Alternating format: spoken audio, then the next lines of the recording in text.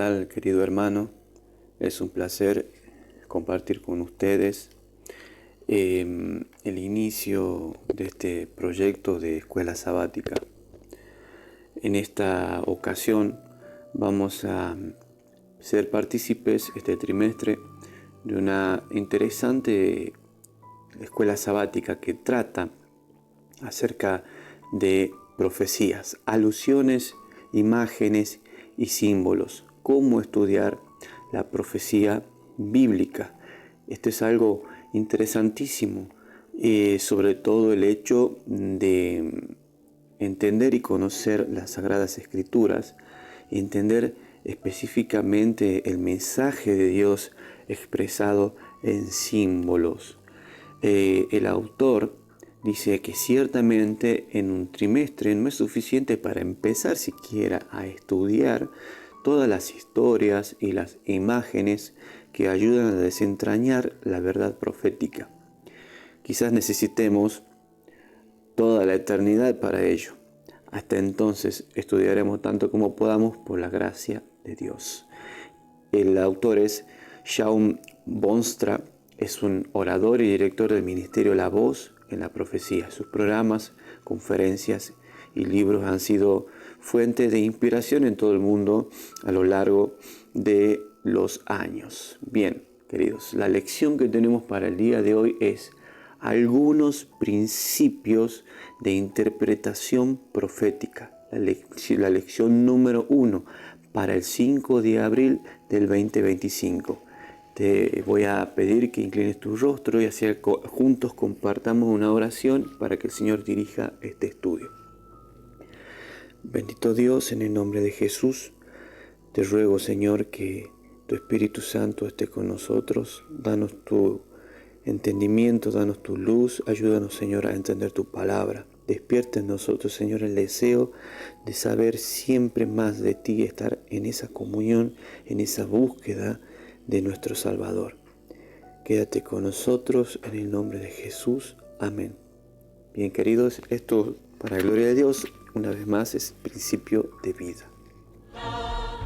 Cristo viene por su pueblo que fielmente le esperó. Maranata, Cristo viene, falta poco para nuestra redención. Maranata, qué glorioso encuentro.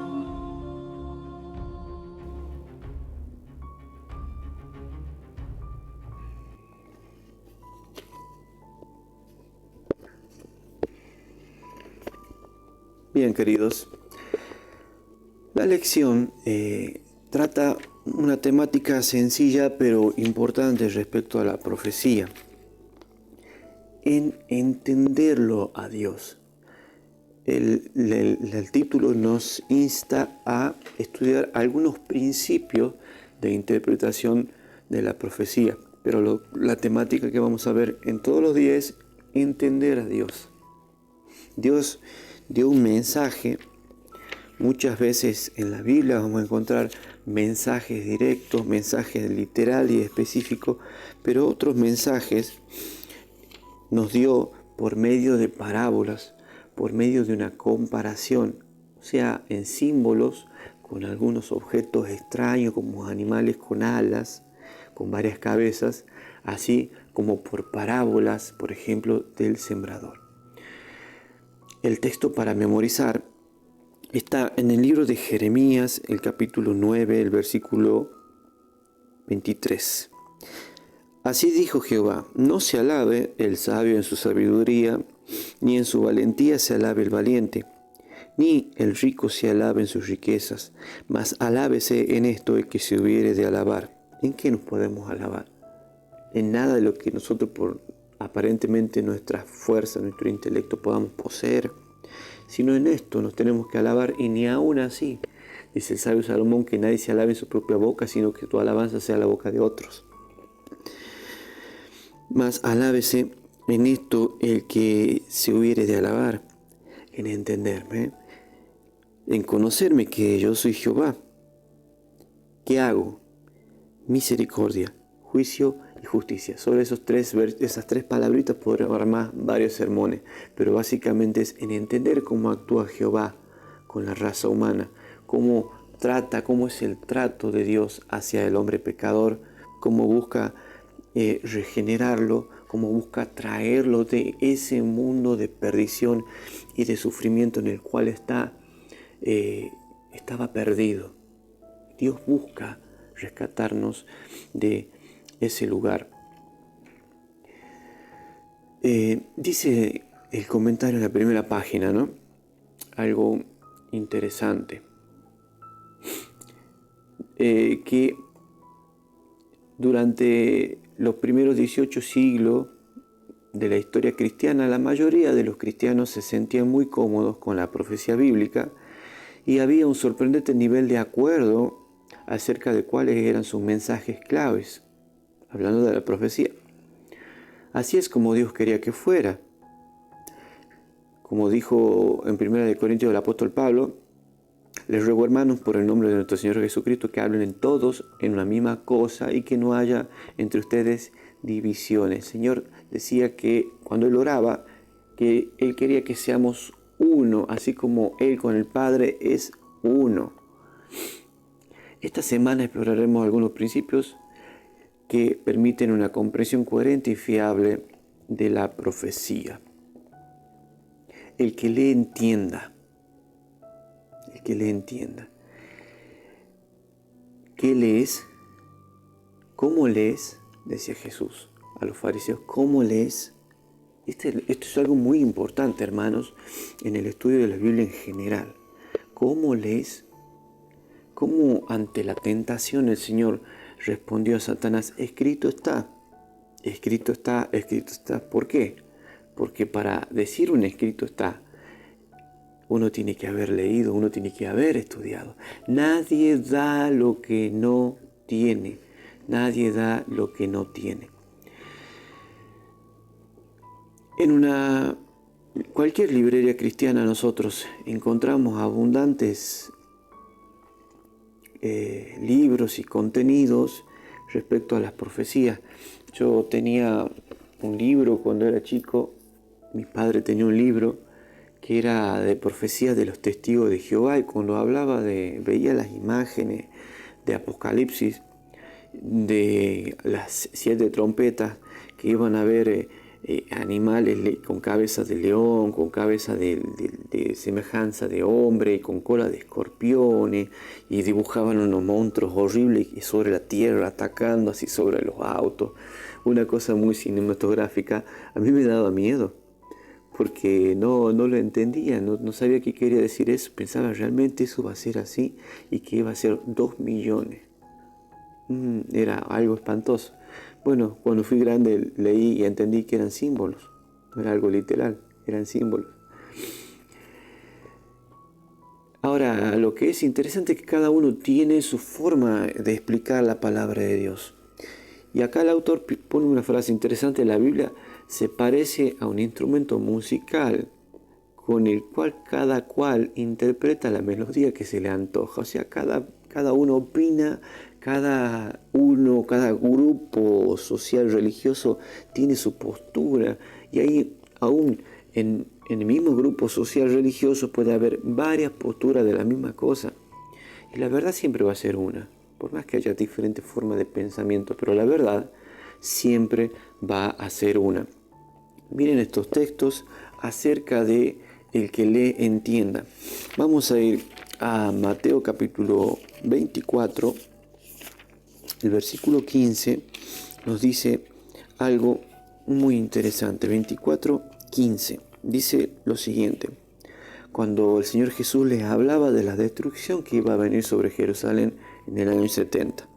Por tanto, cuando viere la abominación del asolamiento, o la abominación desoladora, que fue dicha por el profeta Daniel, que estará en el lugar santo, el que le entienda.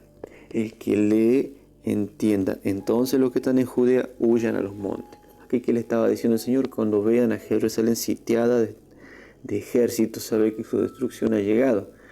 cuando fue el sitio de Sestio y Galo en el 67, iban a destruir Jerusalén, pero murió el César, hubo una rebelión en Roma y Sestio y Galo se tuvo que ir. Y los judíos creían que habían vencido, pero los que habían leído y habían entendido, todos se fueron, los creyentes, los seguidores de Cristo se fueron de Jerusalén y escaparon de los horrores de la diáspora. En el libro de Mateo, también en el capítulo 11, en el versículo 25, encontramos esta enseñanza, 11, 25, y esto es maravilloso, hermanos. Uno a veces cree que tiene que haber un experto, un catedrático, un doctor, un teólogo para que te explique la Biblia. No es tan así, hermanos. No quiero decir que no es necesario estudiar, pero el mensaje de Dios, el motor que hace que todas estas cosas funcionen es el Espíritu Santo. Entonces, así como tomó un Pedro pescador, puede tomarme a mí y hacerme decir algún mensajito de parte del Señor. Dice este capítulo 11, el versículo 25, algo maravilloso, maravilloso.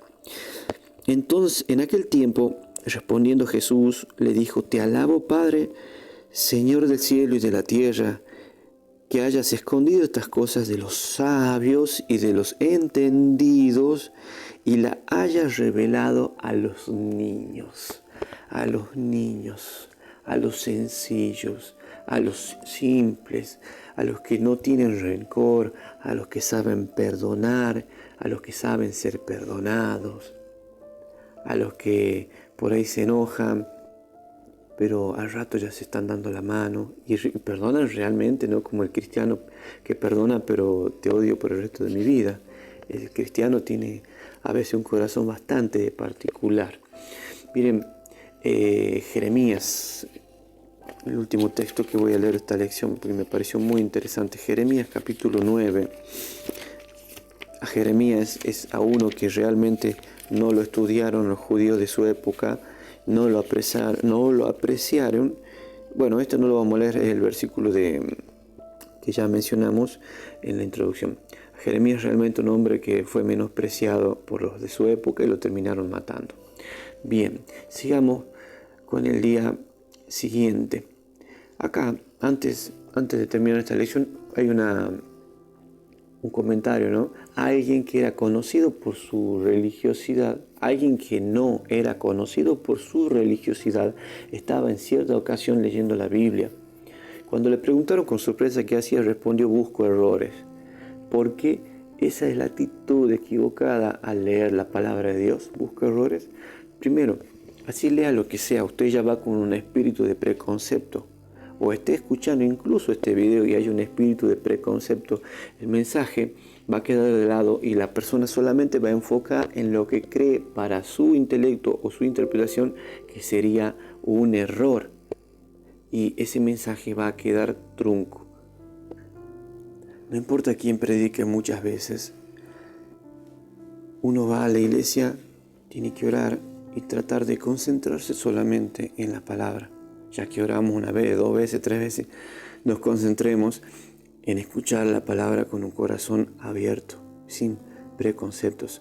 Las personas del mundo que no creen en la inspiración de Dios ven a la Biblia como una colección de pensamientos de ascendencia judía, donde hay algunas verdades, pero es de una moral, de una ética, pero que para ellos es prescindible. Dios es comprensible, dice la lección del día lunes 31 de marzo. Dios es comprensible. Nada es tan frustrante como tener que comunicarse urgentemente en el extranjero y quizás en un centro médico o una farmacia sin dominar el idioma. Que más que fuese una emergencia, ¿no? Qué estresante tener que comunicarse y no poderse hacer entender. Bueno, ese es el caso del ser humano. El ser humano a veces quiere entender a Dios y no lo entiende. ¿Por qué? Porque no presta atención a las condiciones que Dios puso para leer su palabra. Y vamos a hablar un poquito de eso.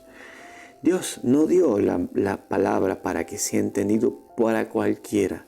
Recuerden cuando el Señor Jesús les hablaba en parábola a todo el mundo y después a los discípulos les explicaba y los discípulos le preguntaban, ¿por qué, Señor? ¿Por qué haces eso? Porque solamente a vosotros os es dado conocer las cosas del reino. Así el Señor también. A algunos les lleva más, a otros los tiene menos, para poderse compadecer de ellos y salvarlos conforme a la luz y al espíritu que hay en su corazón, que les dice lo bueno y lo malo. Dice, acerca de entender el pensamiento de Dios. En Salmos dice que así como son los cielos y la tierra, esa distancia tan pronunciada, así son mis pensamientos de vuestros pensamientos. El pensamiento de Dios, hermano, está por arriba de todo intelecto, de toda situación adversa que nos toque pasar. Y uno dice muchas veces, Señor, ¿por qué? Jesús está por encima de todos esos pensamientos. Leamos el libro de Primera de Juan en el capítulo 3. El versículo 12 nos dice lo siguiente. 3, el versículo 12. 3, el versículo 20. Porque si nuestro corazón nos reprendiere, mayor es Dios que nuestro corazón y conoce todas las cosas.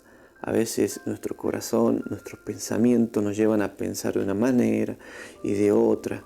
Y el Señor dijo, no endurezcáis vuestros corazones, así como en el día de la provocación. ¿Qué pasó en el día de la provocación? Los que estaban allí creían que su razonamiento estaba por encima del razonamiento de Dios y se rebelaron y cometieron 10 tentaciones por las cuales fueron dejados todos en el camino en el desierto. Romanos, en el capítulo 11, el versículo 33, dice lo siguiente: oh profundidad de las riquezas, de la sabiduría y de la ciencia de Dios, cuán incomprensibles son sus juicios e inescrutables sus caminos, porque ¿quién entendió la mente del Señor? ¿O quién fue su consejero? ¿O quién le dio a él primero para que le sea pagado? Qué mensaje hermoso.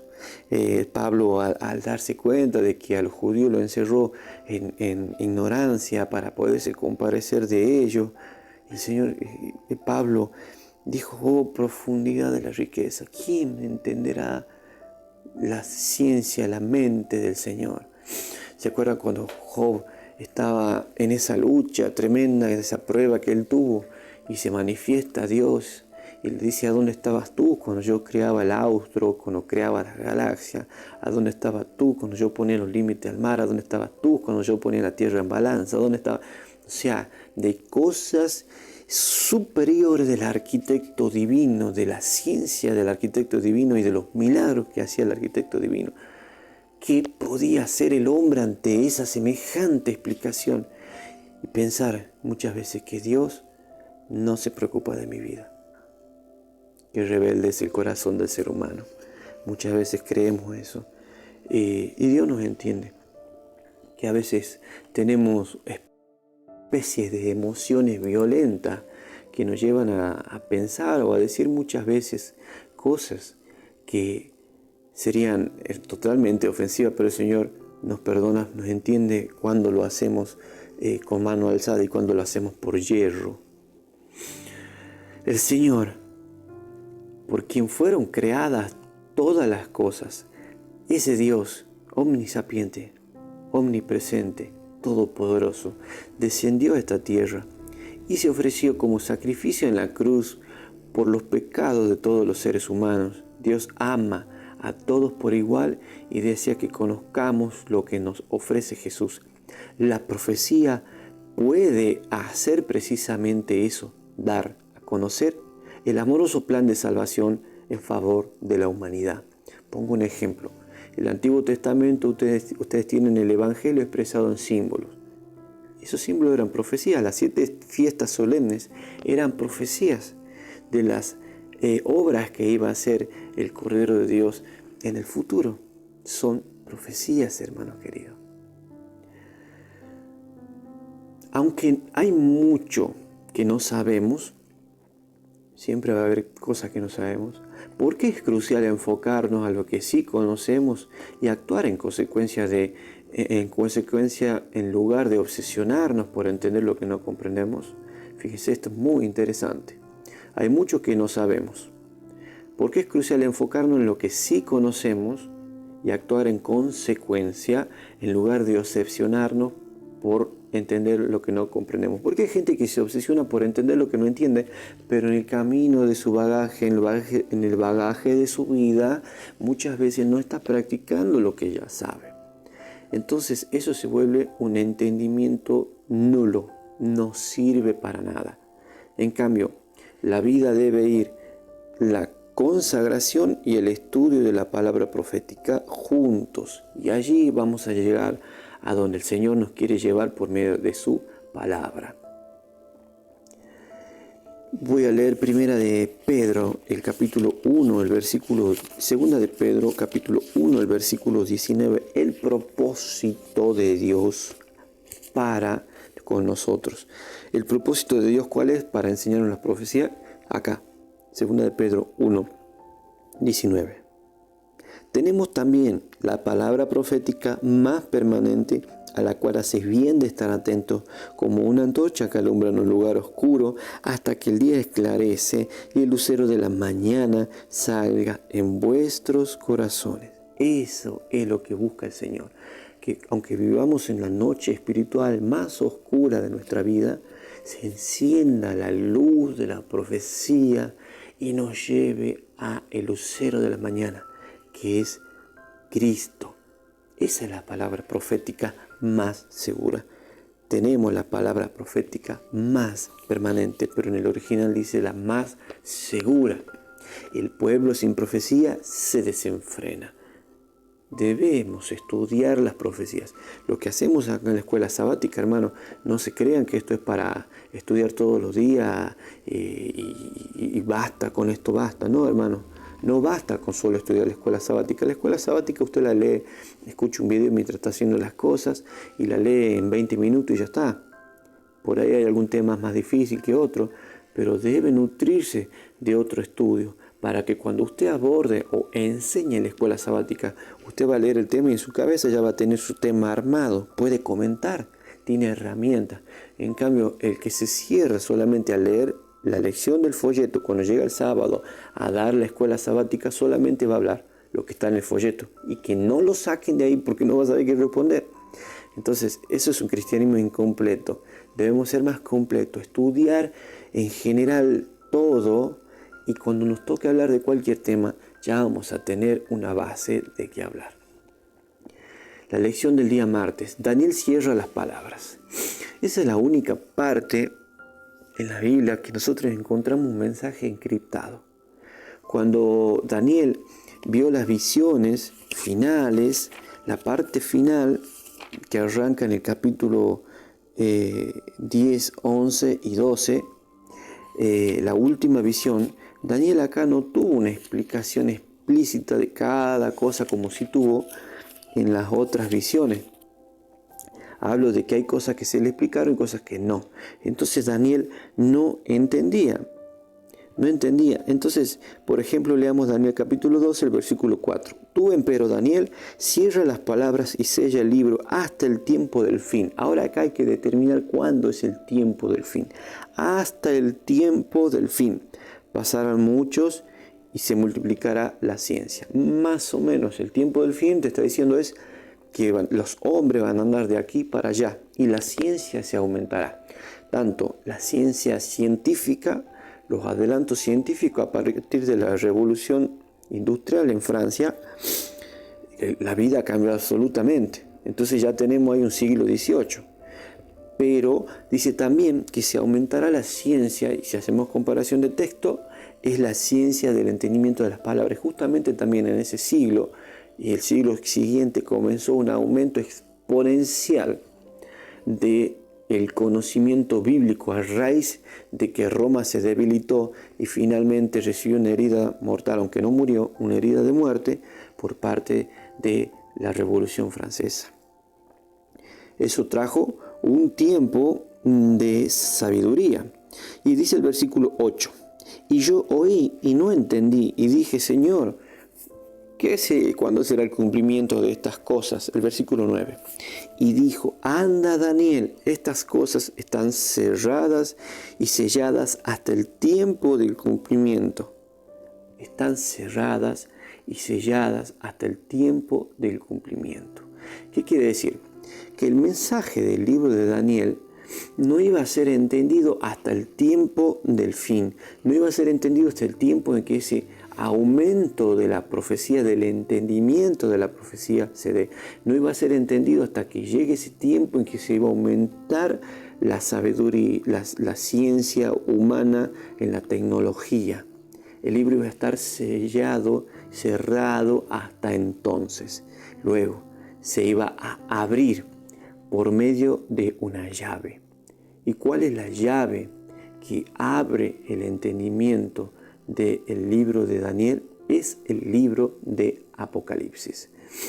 Por ejemplo, nosotros leemos en Daniel que tenemos un libro cerrado, sellado.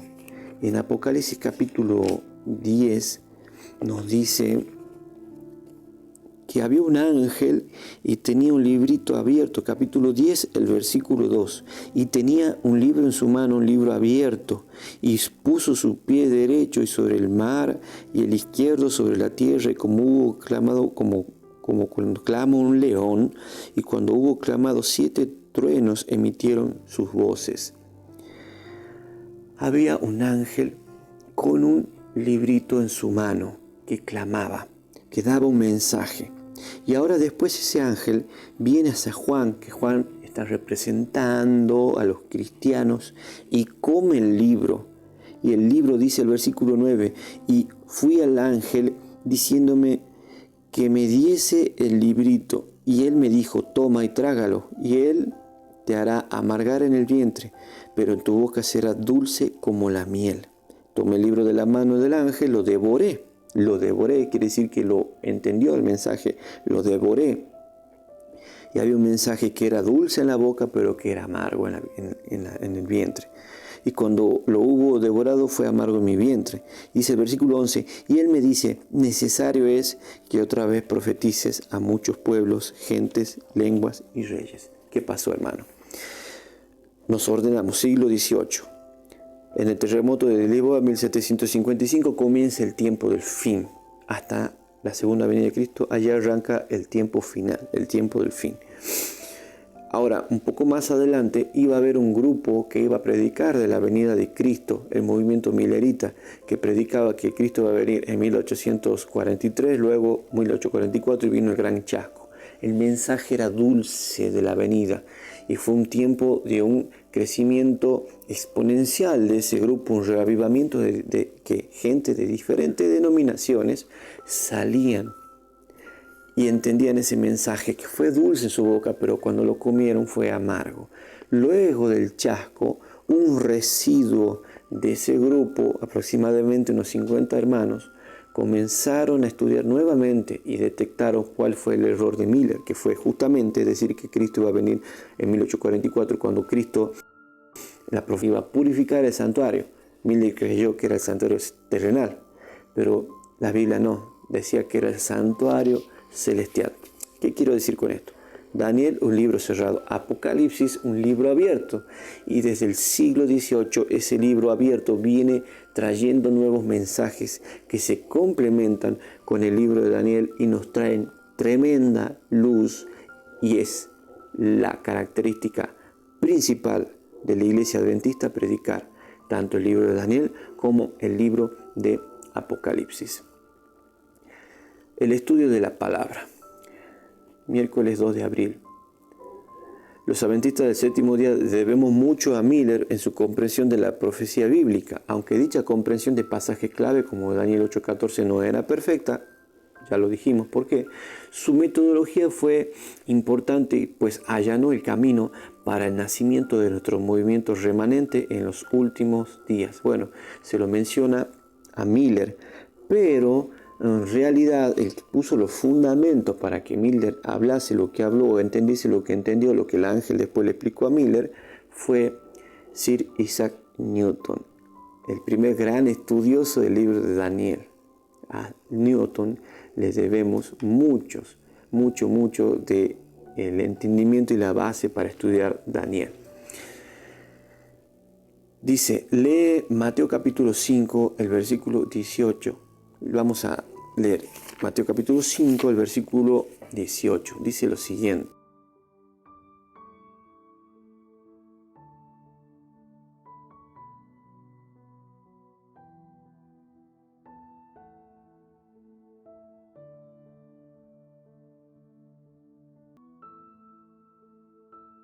Mateo 5, 18 dice, porque de cierto os digo que hasta que perezca el cielo y la tierra, ni una jota ni una tilde perecerá de la ley, hasta que todas las cosas sean cumplidas. ¿Qué nos está diciendo acá? Que ningún aspecto del Antiguo Testamento va a perecer, sino que se van a ir cumpliendo hasta que, ¿cuándo? Hasta que se cumpla los cielos nuevos y la tierra nueva. Es decir, que todas las palabras que Dios había pronunciado en el Antiguo Testamento, todas se van a cumplir hasta que sea cielos nuevos y tierra nueva, y eso se entiende después del milenio. Leamos por ejemplo Lucas capítulo 24.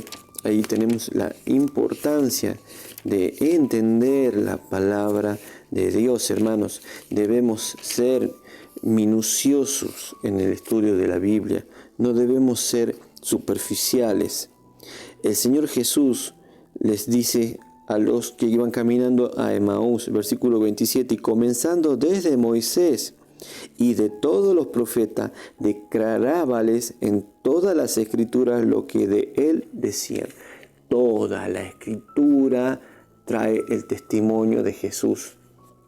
El testimonio de Jesús está en todas las partes de la Biblia, incluso en las profecías. Hay gente que no le gusta estudiar las profecías porque en realidad ha habido muchas personas que han hecho mal uso y un uso tendencioso, sensacionalista de la Biblia.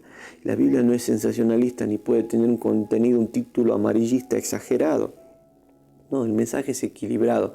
El mensaje te tiene que llevar a una mayor consagración con Dios, a un equilibrio y a una preparación. Nunca al fanatismo, nunca a los extremos. Pero que haya habido esos errores no quita tu obligación de estudiar la Biblia, porque está escrito, escudriñad las escrituras porque ellas dan testimonio de mí. Ahora yo no puedo agarrar un bisturí y cortar los pedazos de la Biblia que a mí me gusta o me suenan cómodos. Debo entender y estudiar toda la palabra del Señor. Dice el comentador, en cierto modo estudiar la Biblia es como armar un gran rompecabezas. Y eso es verdad. La comparación de textos es hacer encajar un rompecabezas. Dios nos ha hablado, dice en Isaías capítulo 28, el versículo 7, el versículo 11, el versículo 13, mandamiento tras mandamiento, renglón tras renglón, un poquito de aquí, un poquito de allá, en lenguaje de tartamudo, para que se esfuercen si quieren entender. En lenguaje de tartamudo. Entonces nosotros debemos encastrar correctamente todas las partes y unir para que el mensaje nos dé perfecto. En cierto modo, estudiar la Biblia es como armar un gran rompecabezas. Si unimos solo 2 o 3 piezas, es casi imposible discernir la imagen completa. Tal vez estas piezas tengan que ver con la imagen de un caballo, lo que podría conducir a la conclusión errónea de que el cuadro tiene que ver con esos animales. Capaz que el panorama es mucho más grande que solo un caballo. Debemos estudiar, hermanos, toda la Biblia, todos los temas, sean profecías, sean temas que tengan que ver con doctrina, sean temas que tengan que ver con el santuario, sean temas que tengan que ver con historias historias donde vemos desarrollado el ministerio vivo a través de las vivencias de los antepasados. Veamos la lección del día jueves. Figurado o literal. Esto es un gran concepto que hay que tenerlo muy claro. ¿Cómo determinar si un pasaje es figurado o es literal? Hay muchas personas que toman profecías que deberían ser tomadas de una manera figurada y la toman literal, o al revés, profecías que deberían tomarla de manera en figuras, en símbolos, simbólica, y la toman literal. Y ahí vienen muchos errores. Una de las cuestiones claves que debemos tener para abordar los estudios de la Biblia es cómo determinar el lenguaje de la Biblia, cómo debe ser interpretado, si de manera figurada o literal. Ahora, ¿cuál es la mejor manera para saber cómo tomar un texto? Y generalmente siempre el contexto te dice si ese pasaje es literal o si es simbólico. Y el concepto básico, hermano, concepto básico y que se entienda. La Biblia habla por sí mismo. Yo no necesito nada ajeno a la Biblia para interpretar un texto bíblico. La Biblia habla por sí misma. Es la palabra perfecta. Es la palabra inspirada. Vamos a ir cerrando el tema. ¿Cuál es el símbolo profético común a cada uno? Vamos a ver un grupo de textos y vamos a ver un grupo en común que tienen de símbolo. Por ejemplo, voy a poner un ejemplo. En el libro de Daniel, el capítulo 7, el versículo 7,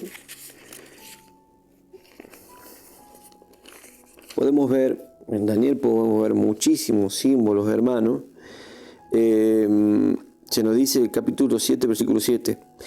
Después de esto miraba yo en las visiones de la noche, y aquí la cuarta bestia, espantosa y terrible en gran manera fuerte, la cual tenía dientes grandes de hierro, devoraba y desmenuzaba las sobras, y hollaba con sus pies, y era muy diferente de todas las otras bestias que habían sido antes que ella, y tenía 10 cuernos.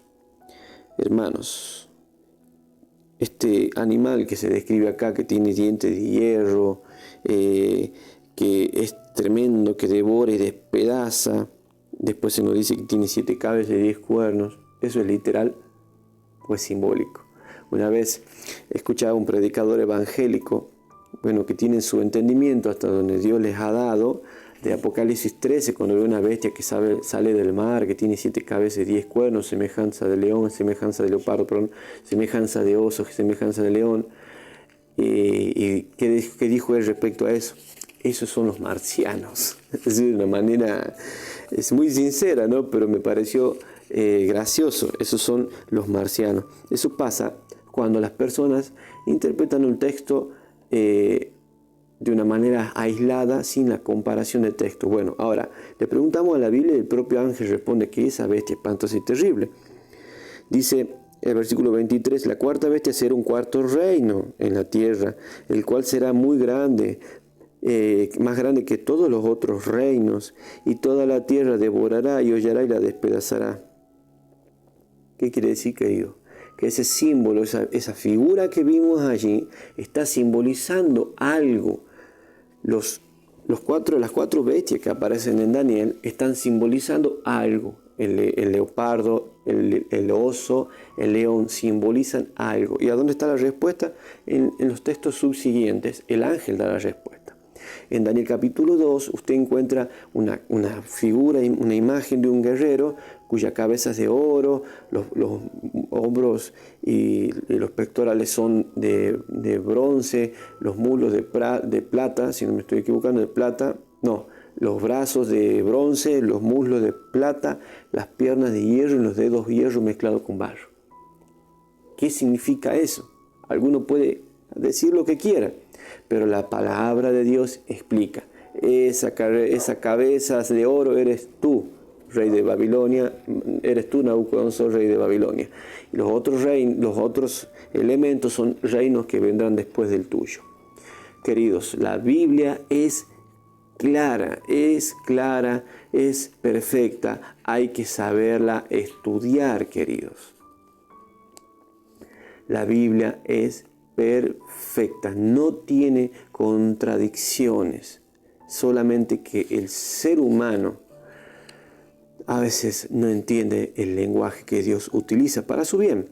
Aunque algunos símbolos y profecías sigan resultando un misterio o un desafío, ¿cómo puede fortalecer la fe el hecho de enfocarnos en lo que sí entendemos? Bueno, este mensaje puede ser determinista, ¿no? En cierto momento decir, bueno, yo ya sé esto y ya no me hace falta saber más. Hay gente que cree que no necesita leer las profecías porque ellos ya saben que Jesucristo ha muerto por ellos en la cruz, que tienen que orar, portarse bien y ya está. No es así, hermanos. La Biblia no dice esa enseñanza, es una enseñanza contradictoria a la Biblia. Mientras tengamos aliento y tengamos vida, debemos estudiar toda la Biblia y en ella está la profecía. ¿Por qué? ¿Por qué? Porque hay un riesgo que usted se desenfrene. El pueblo sin profecía se desenfrena. Cuando erran en la profecía, el pueblo sufre. Hay consecuencias. Si usted no estudia la palabra profética, va a tener un cristianismo light, va a tener un cristianismo enfermizo, va a tener un cristianismo débil, que por cualquier cuestión de la vida se va a quebrar. Hablo eso cuando la persona estudia la Biblia, estudia las profecías y hace, ¿no? No digo de los que hablan y no hacen nada. Hablo en el buen término, en el buen sentido, que es lo que Dios pretende que logremos. Nosotros no debemos pensar en ningún momento de nuestra vida que ya sabemos todo. Una vez alguien que tenía 500 millones de años en la iglesia dijo, yo ya no leo la Biblia porque yo ya leí todo, no voy a la iglesia porque ya siempre escucho lo mismo, siempre el mismo cuento de la barquita, de que camino en el agua y siempre el mismo cuento. No, ya me cansé, ya lo sé, ya ¿para qué voy ahí? Cuando llegaste a esa conclusión, es que el Espíritu Santo no está en esa mente, en ese corazón. La Biblia es un mar eterno de conocimiento porque el autor de la Biblia es el eterno de Dios. Yo no estudio tanto la Biblia, más que todo trato de meditarla, hermanos. Se necesita de mucho entendimiento y meditación para entender la Biblia. Pero uno puede estudiar toda la Biblia y nunca va a lograr entender el mensaje completo. Vamos a terminar, queridos, en esta introducción, en esta primera intervención de la escuela sabática. Quiero leerles con ustedes un versículo muy interesante que está en el libro de Números, en el capítulo 23, si no me equivoco. Entonces era Deuteronomio, en el capítulo 23. Aquí está, Deuteronomio 29. Lean, entiéndase, hermano que piensa que no es necesario estudiar la profecía. Si es necesario, mire el ejemplo. ¿Qué le pasó al pueblo de Israel por no estudiar la profecía? Había 315 normativas, millones de profecías que indicaban cómo iba a ser el Mesías, cuándo iba a venir, cómo iba a ser, cómo se lo iba a reconocer. No estudiaron las profecías y por esa causa los fariseos y los saduceos no entendieron los tiempos del Hijo del Hombre y lo terminaron crucificando. Ahora Cristo viene por segunda vez y tenemos montones de profecías que no hablan de la segunda venida, y de la segunda venida en el Antiguo Testamento y en el Nuevo Testamento. ¿Crees que vas a reconocer la segunda venida del Señor si no te estás preparando? Ya pasó, puede pasarte a ti también. Deuteronomio capítulo 29, versículo 29. Las cosas secretas pertenecen a Jehová nuestro Dios. O sea, lo que no está revelado en la Biblia es lo secreto. Lo que nosotros no conocemos. Ojo con los materiales extrabíblicos. Las cosas secretas pertenecen a Jehová nuestro Dios. Mas las reveladas, eso al oído nos suena, revelación. Apocalipsis quiere decir revelación. Mas las reveladas son para nosotros y para nuestros hijos. Encima tenemos que enseñarle a nuestros hijos las profecías. Para siempre, por siempre. Palabras de Moisés, por siempre, hermanos. ¿Para qué? ¿Para qué quiere el Señor darnos las profecías? Para que cumplamos todas las cosas, todas las palabras de esta ley. Para que lleguemos a una consagración mayor. La profecía da aliento, da sustento. Son pequeñas gotas de esperanza que uno va encontrando, las bebe y te refrescan en este mundo desértico de espiritualidad. Bueno, queridos, esta fue la primera ponencia. Comparto con ustedes mi estudio de escuela sabática. Espero que esto sea de beneficio y de provecho para sus clases del próximo sábado. Tengan una bendecida semana.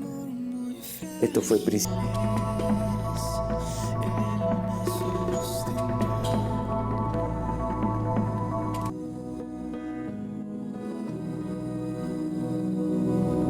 Él se goza en quien salva.